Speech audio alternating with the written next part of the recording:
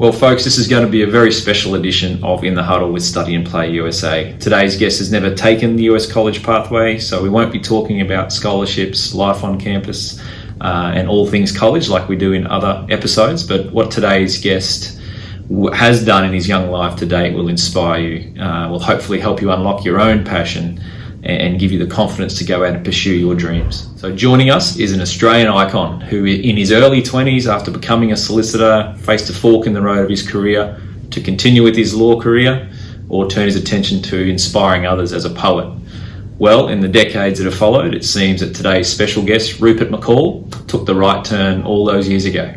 Over the last 25 years, among plenty of other honours, Rupert McCall has written poems and delivered them in the presence of the Queen, and not just royalty, sporting royalty too, reciting a poem dedicated to arguably the two greatest ever male tennis players, Rod Laver and Roger Federer, reducing the latter to tears. And it's not just sport that has inspired Rupert's poetry. He's also famously delivered one of his stirring poems on Anzac Day dawn service in Gallipoli to mark the 90th anniversary of the famous landing at Anzac Cove. In more recent years, his works were recognised the world over, so much so that he was asked to recite a touching piece at Ground Zero in New York to mark the 10th anniversary of September 11 and pay tribute to the thousands of firefighters who so bravely sacrificed so much.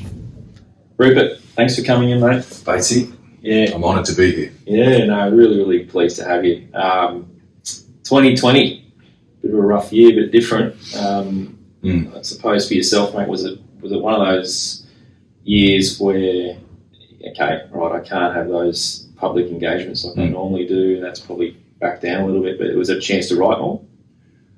Well, yes, to go back to the first part of the question, it has been an interesting year, for want of a better adjective, and we've almost become accustomed to the world of COVID now, but rewind the tape. Back then, you're sitting there 1 week getting yourself prepared to MC a conference,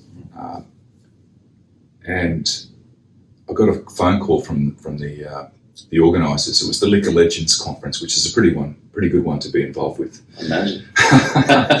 And the guy says, "Yeah, Roop, we're going ahead with it. So all systems go." I remember I was sitting in this cafe. 5 minutes later, he rings back and says, "Mate, it's off. It's cancelled." Yeah. So that was the first domino that fell. Then it was like just getting sucked into the black hole. As a person, a poet, if you like, an entertainer who relies on a live audience, well, all of a sudden we were living in a world that could not have a live audience, and it didn't look like changing in the foreseeable future. So, mate, it has been a tough and challenging chapter in the life of the poet. But what do we do in this country? Well, no complaints, or no major complaints. You roll the sleeves up, you stay positive, get on the front foot and come up with plan B. And if plan B doesn't work, plan C. And it did involve a lot more writing and time to be creative, to take that opportunity to just change the angle a little bit. Yeah, that's the thing. I think one of the things about you that strikes me is you're a pretty positive bloke, and I think you're right. And as you say, the Aussie fighting spirit, isn't it? I think that's sort of what do you do? Let's just get on with life. But I loved your poem you wrote at the start of the pandemic, finishing with the lines, our hearts will be together and I think we'll be all right. I think that sums up the Aussie spirit. Well, it was written in the middle of a dark night. I actually got on a plane to Townsville to watch the first Broncos game. Back when they were winning. It's a long time ago. Seems like a different phase of world history, but so I spoke to the team before they played and beat the Cowboys.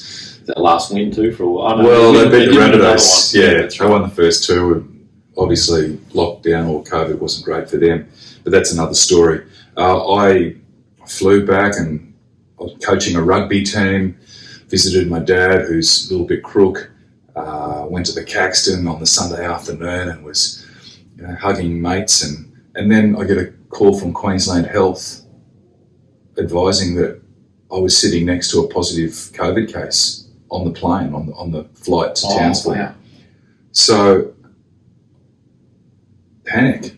It was at the time when this thing was so uncertain.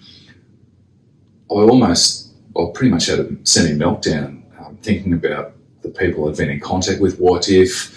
Started to almost feel the symptoms, probably from the mental anxiety. Yeah. Anyway, I was finding it hard to sleep. I woke up in the middle of that dark night, locked down in quarantine, and I wrote my ode to COVID, which basically drew on all of our history, what we've been through. Adversity is endless as the beaches on our shores, fires, flood, depression, drought, the toll of countless wars, homes in ashes, market crashes. All these things we've met and all these things have scarred us, but we've not been beaten yet. So when I said I think we'll be all right, at the end of that poem, it was probably I knew we'd be all right. Yeah, we just had to stay positive. It was exactly right, and that's, sounds like it was a few anxious moments in it. I do remember back at the start, COVID, what is it? We don't know how bad it is, and all we know is you don't want to get it. And then if there's a chance that not only have you got it, but you might have infected others, and that's a pretty scary moment, I imagine. Absolutely, and there's still some darkness to get through till we reach the other side. But again, as I said in the poem, I guarantee we'll get there, and our spirit won't have died, because it never has. I mean, it's what makes us who we are, in giving us, I guess, that unique flavour as a race of people here in Australia. Yeah, no doubt about it. But yeah, I'm a silver linings kind of bloke as well. Like you say, your silver lining this year has been, I guess, hope. And also the ability to get creative and write more and really get that sort of stuff happening for yourself. But I think for me, my reflection this year, silver lining would be, you're spending a lot more time with your loved ones that you probably normally do. So for me, being a little bit more grateful for what you do have, rather than what, gee, I can't go do this, I can't do that. Gee, but I can go for a bike ride, which we haven't done for 3 years. It was the simplicity that was beautiful.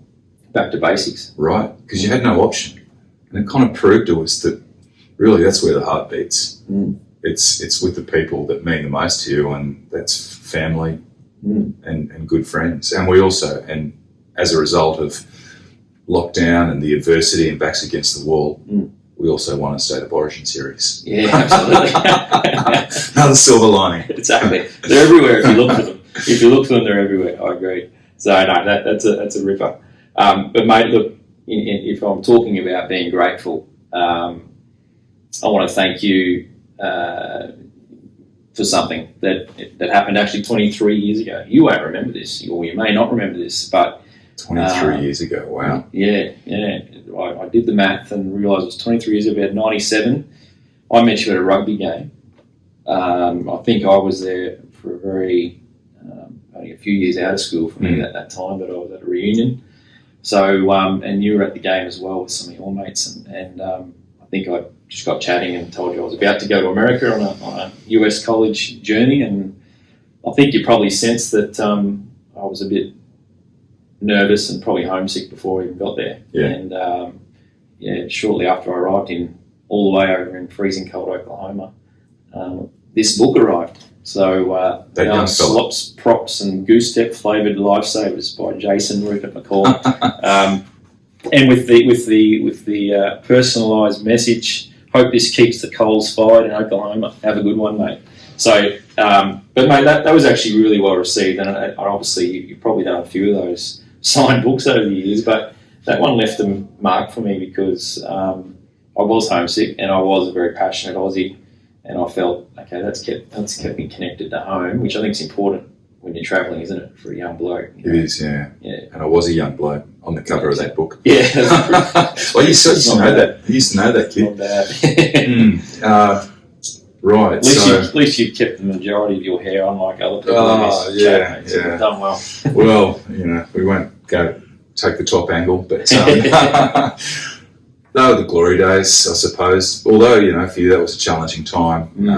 I finished. I'm a Redcliffe boy. Always will be. So I grew up on a diet of Redcliffe Dolphins in the footy season and the Australian cricket team in the summer, and Sheffield Shield tragedies until ultimately, a couple of years before that, before we met, we won the thing.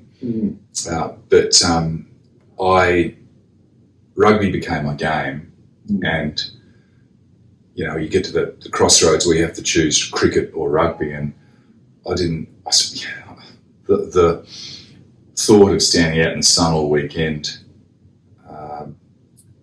probably came second to playing 80 minutes of rugby, and then having a few beers and looking out for girls, etc. at that age. So I decided that my best option, the way that I planned on fulfilling my potential and playing for the Wallabies, which is what I wanted to do, was to get across the Hornibrook Bridge and go to Brothers.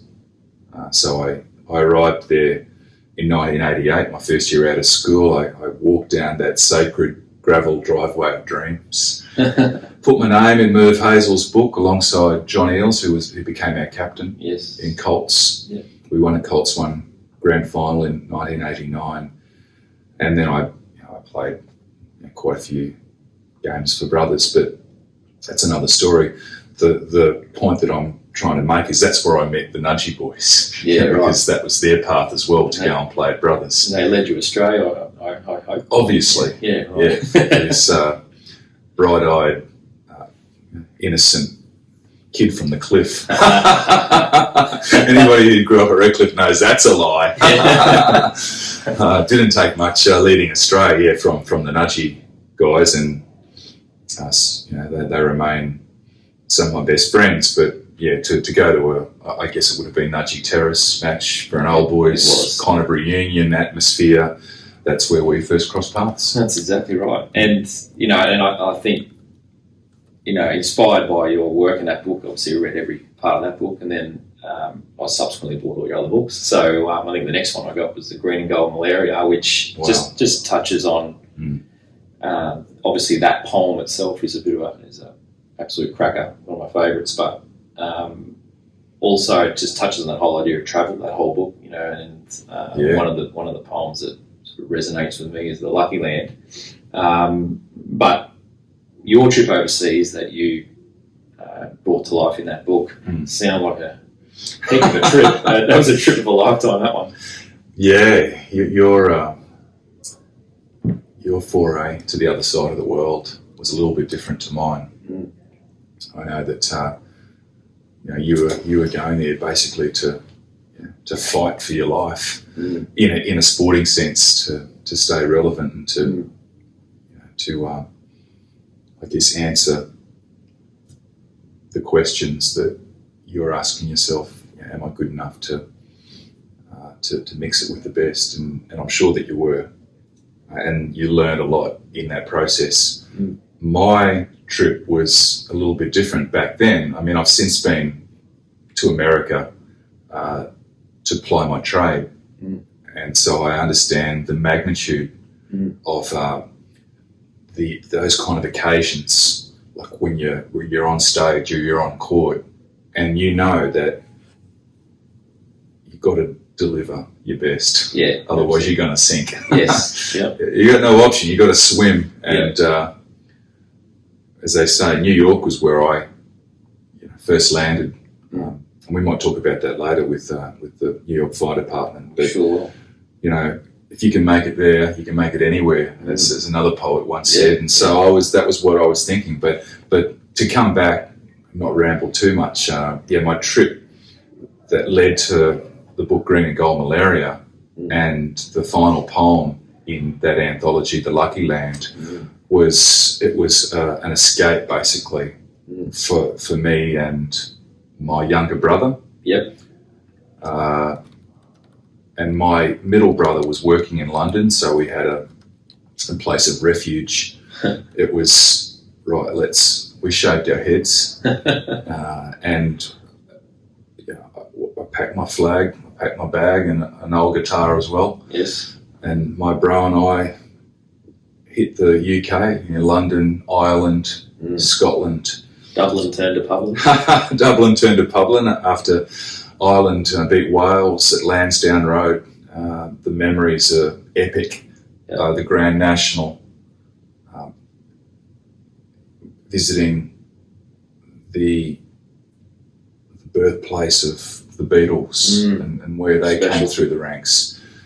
London was many pints, and the pubs, they're just the scene of totally kind of changed things up from what we were used to. And so it was inspiring. And travel is inspiring for me. I think that's where you see life from a different angle, and you feel kind of compelled, I do anyway, to pay tribute.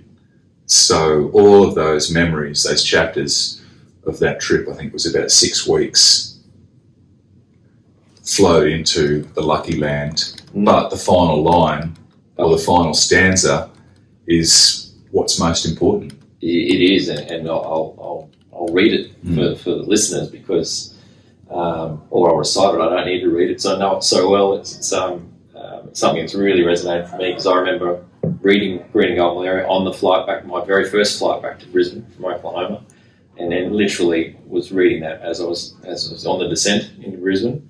The great romance of travel took a young bloke by the hand to the place that he was missing, to his home, the Lucky Land. It's just like, and that makes a lot of sense because you go away and you've got all these dreams and it's amazing and you've got to explore, as you say, pay tribute to where you're going and where you're at. But at the end of the day, that gives you this new appreciation of where home is. Correct. So, and you got to go there to find home and find where you belong and all that sort of stuff. Right. So that was a big one. That was very. And even the word romance, because there's a romance to travel. Everyone wants to do it. They're curious. And I think there's a lot of people in Australia, because we are an island nation, we want to get out and see the world, which I think is a great trait. So there's a romance to that. Oh, gee, maybe this is nicer than here. It's got to be something better. Yeah, and in a lot of ways there are amazing things, but there's nothing like home. There's no substitute. Yeah. And you want to escape, is the word I mentioned before, the boredom, the routine, the humdrum life of, I guess, the way that things evolve when you've come out of school and you've got a degree and you've got a job and you're playing a bit of sport. So that becomes really quite a routine, and then there's this, the bright light, the spark that puts you on that plane to find yourself and to discover what life is really all about. Yeah. But you have to go a long way sometimes to appreciate how good you've got it in your own backyard. Yeah.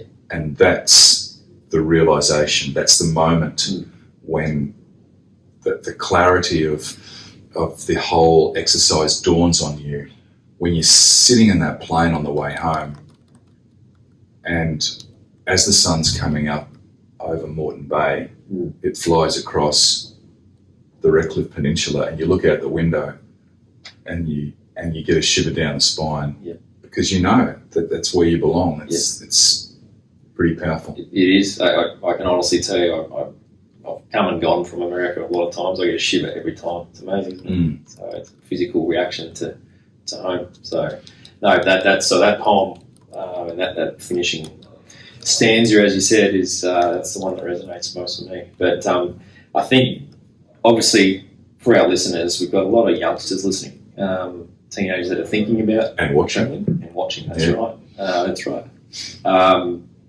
And they're thinking about, okay, I've got to go and do this American pathway, never travelled before. What do you say to you sort of already said it, but what do you say to a youngster who's thinking about doing this? Well, it's a great thing to do.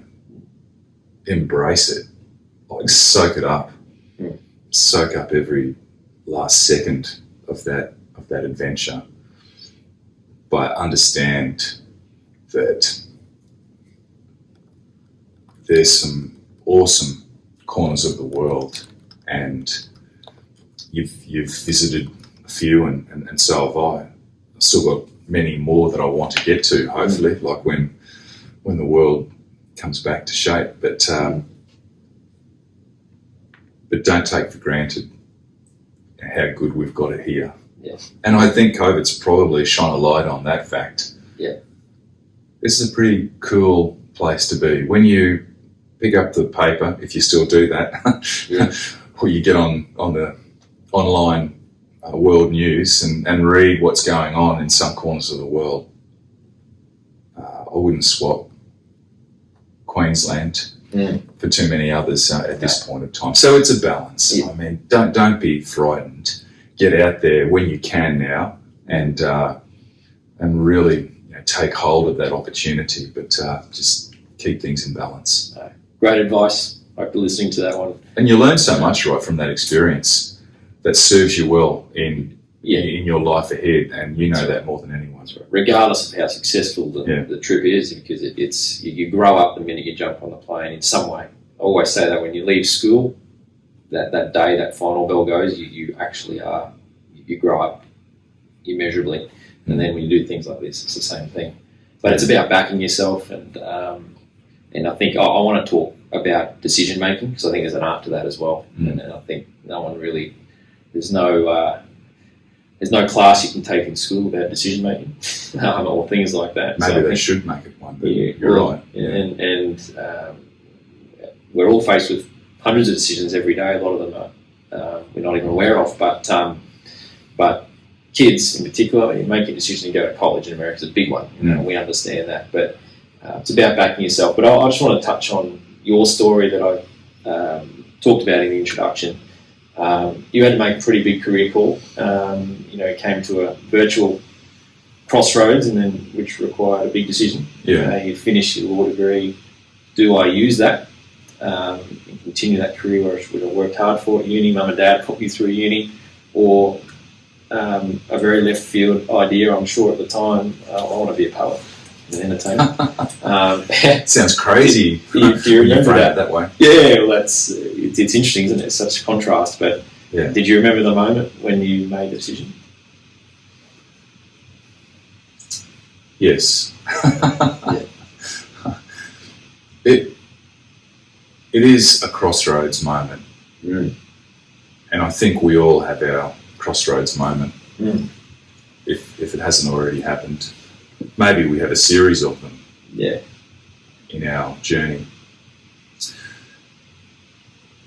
But I was a law student. I studied law after getting a TE score at De La Salle College, which showing your age now allowed me that opportunity. Right, that ancient thing called a TE score. And I studied at the best of my ability. Probably there's a few distractions creeping in. Mentioned them before, as I was playing rugby at Brothers, and having a few orange cordials in the mix. But it was, I kind of knew that it probably wasn't right up my alley, this pathway in the law. Having said that, I got my degree. I got a job as an article clerk at a big firm in the city, Charlotte Street. I did my articles there, so 2 years of an apprenticeship basically, and then I got sent or sentenced to our suburban office in Strathpine. So I was a solicitor by now, and I was doing litigation at Strathpine. Now the office is there because it was a developing neighbourhood and the conveyancing aspect of the firm was quite significant. It's where they were making their money. But there was another solicitor looking after conveyancing. I had the rest. So I called it miscellaneous law, and that was whatever walked through the door. Now, for a young man, it can be quite daunting, like a solicitor who's just earned his stripes, so to speak. There was lots of family law, domestic violence, restraining orders, custody, disputes of different kinds, personal injuries, all of that kind of stuff. It was the whole kit caboodle. Right, yeah. It was a smorgasbord of strife. That's a good way of putting it. Right, that I felt that it was my responsibility to try and untangle. And you have this idea of justice, when you study law, and then you realise that in the reality of life, it doesn't always happen. And I don't want to put the law down too much because it's a worthy pursuit. And there are people out there more suited to being a family lawyer than I was. I couldn't cut it off and leave it behind. I would go home and think about the victims in a lot of those situations were kids, and just caught in the middle, of this bitterness. And it had me rattled. So, amongst other things, I realised that maybe there was something else. I sat down with my big Rooster Paradise pack one day, and I just had this light bulb moment. I realised that there wasn't a lot of love and inspiration in the family law division of the Petrie Magistrates Court. Right. So I retired. I turned left and took the road less travelled without even thinking about it. I didn't have a mortgage, I didn't have a family, I was 10 foot tall and bulletproof. I started writing my poetry. The book before that, one that you held up before, Rhymes, Idles and Shenanigans, I had scrounged the funds to put it together, and it was a real backyard job. But I launched that in December of 93 at the Gateway Hotel, North Quay. I was admitted as a solicitor in January of 94, about the time I got sent to Strathpine. 6 months later, on a cold winter's morning, I came home from work and I said to my mum and dad, I'm out. You're out. I don't like this. I don't think it's for me. I'm going to make my living as a poet. How was the reaction? Not good. Not good. No. Yeah. There was almost silence, that stunned silence. Maybe they questioned my sanity, like at the time, thinking, really? Like 12 years of school, 4 years of law, 2 years as an article clerk, 6 months as a solicitor, and 20 years of work gone into that moment. But I didn't think twice about it. I don't think I did. Maybe I gave it, I would have given it some thought, but when I look back, it seems a harder decision than it felt at the time. Yes.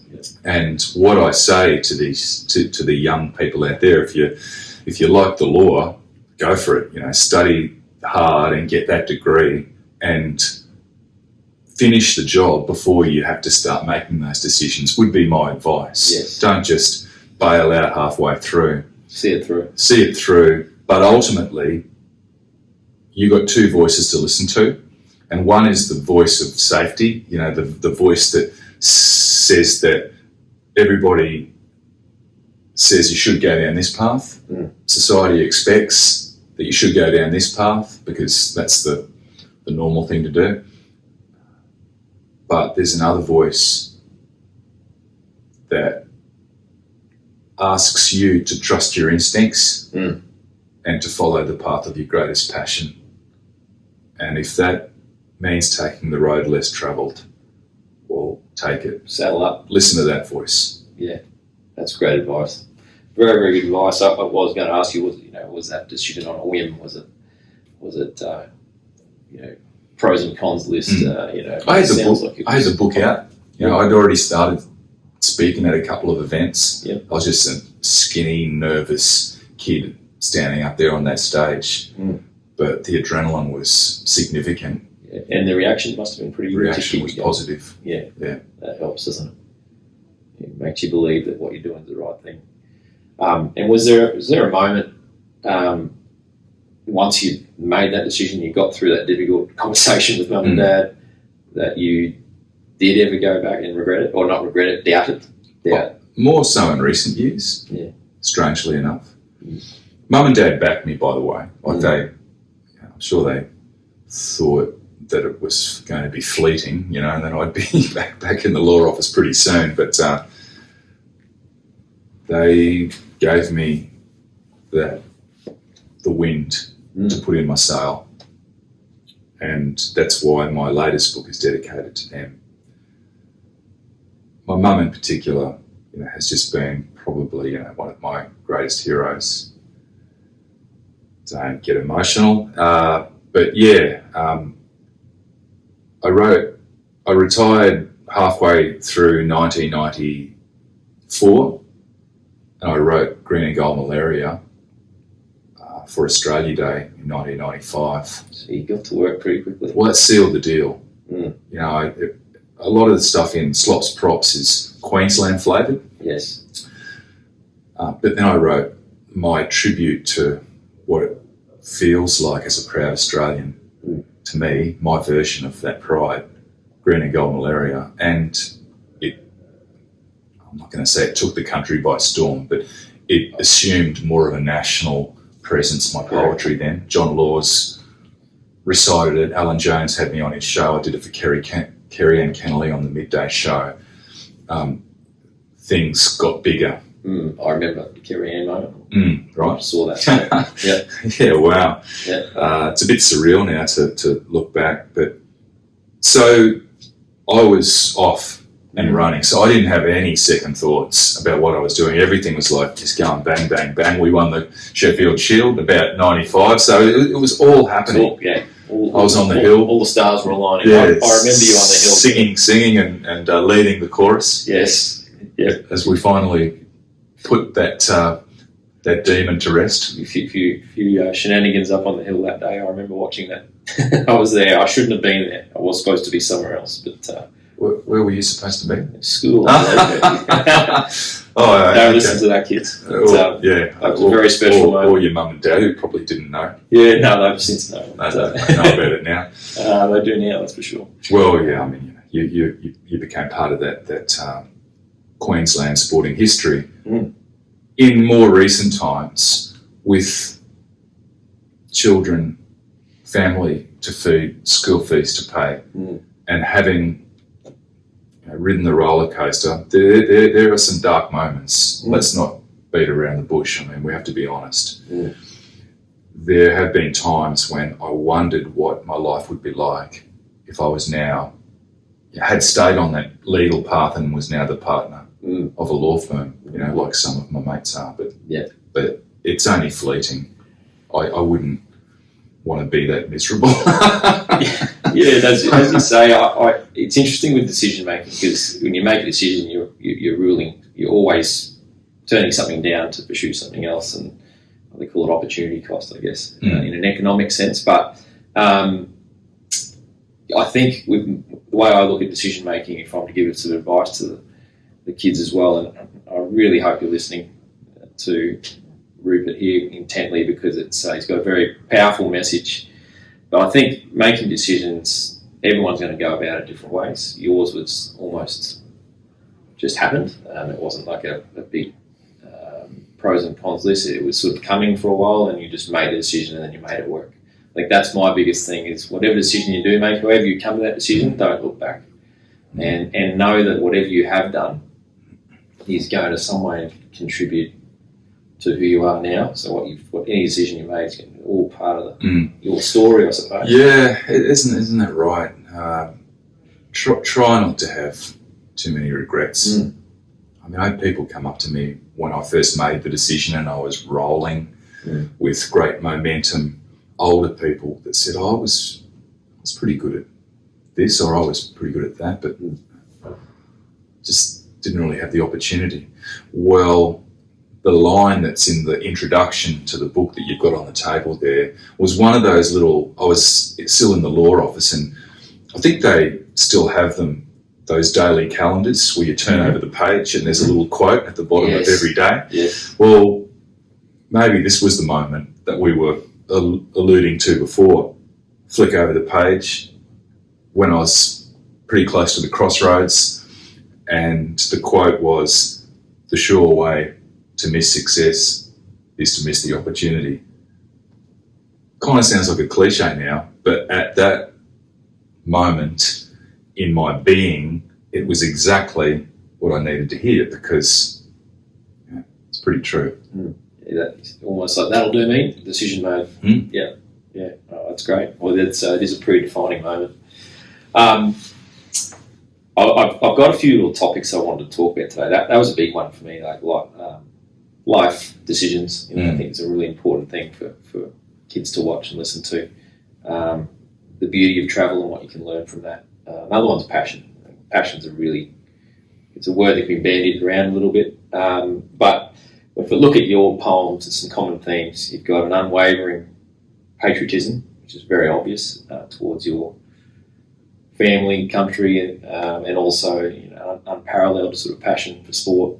That can't be denied. When people resonate with this passion, obviously, it's infectious, brings happy memories for people. I read a quote from you that speaks to this, that your intention is to deliver a message that inspires and leaves people feeling good about themselves. Is that your intention with all of your poems? Well, it's almost an unintentional result of what I do. I mean, I don't think about it too much, but just by being myself, I think being the best part of myself, it tends to have that effect. So,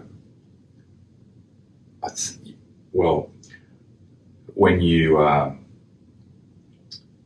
stand up on that stage and you get the opportunity to look people in the eye and have something to deliver that connects with their heart and soul, and then you feel like the lift. It doesn't always happen, by the way, but when it does, it's really rewarding. And it's almost addictive. Yeah, I would imagine. A bit like being a cricketer playing the MCG Boxing Day Test. I'd imagine that'd be pretty addictive, right? Well, sort of feeling you're getting a reaction from people who just really appreciate your work.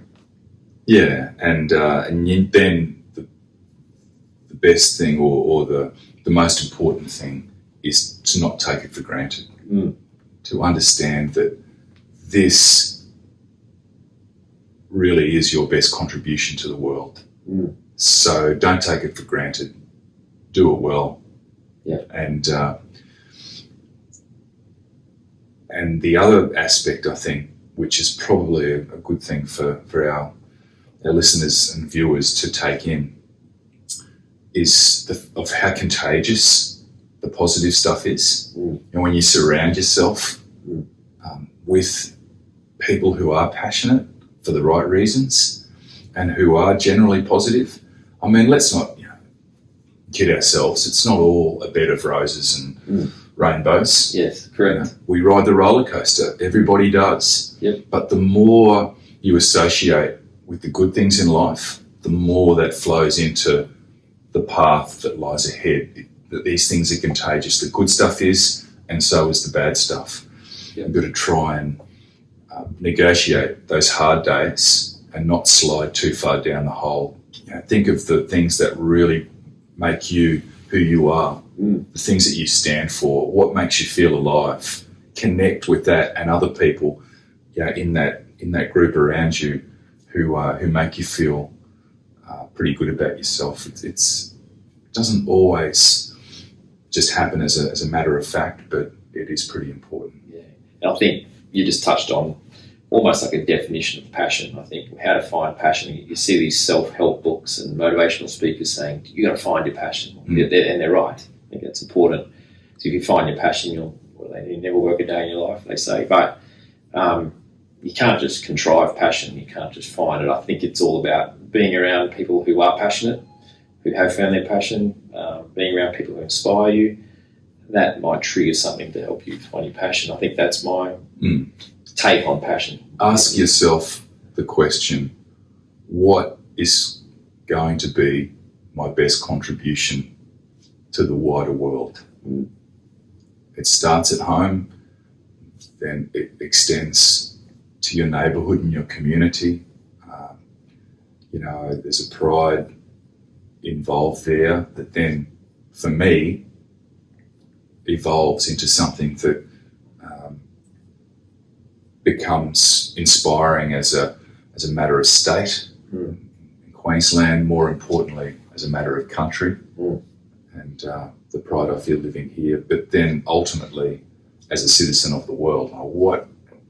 What difference can I make? How can I make it? And who's going to help me be in the right frame of mind to get on the front foot and have a crack? Love it. That's great.